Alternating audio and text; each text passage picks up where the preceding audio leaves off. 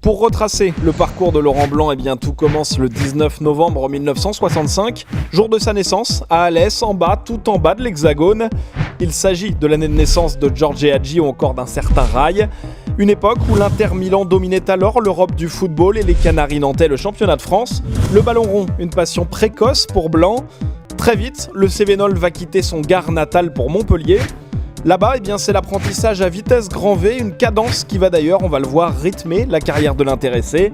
Un premier chiffre pour illustrer l'éclosion express du longiligne libéraux. 6 petites années, c'est l'écart entre ses débuts en pro en 1983 et sa toute première sélection en équipe de France.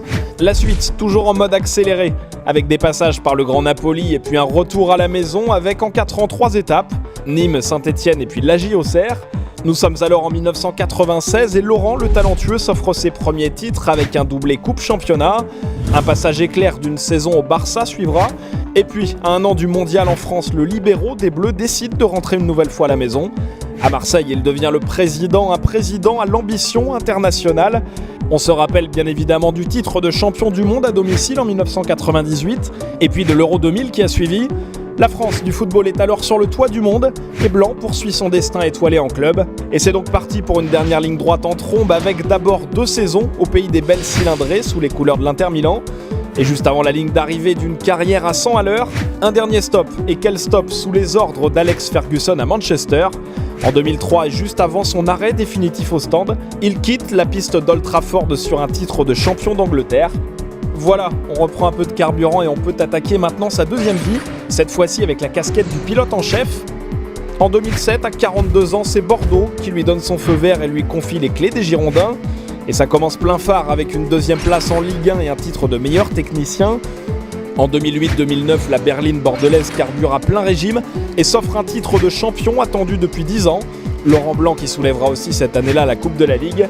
Et puis pour sa 3e saison sur le banc, on monte dans les tours jusqu'en quart de finale de la Champions League où Bordeaux sera finalement éliminé par l'Olympique lyonnais. La suite du tracé, un virage à 90 degrés pour Laurent Blanc nommé en juillet 2010 pour prendre les manettes de l'équipe de France. Et en 2 ans, aux commandes de la limousine bleue, le bilan est largement favorable. En 27 matchs, ça donne 16 victoires, 7 nuls et 4 petites défaites.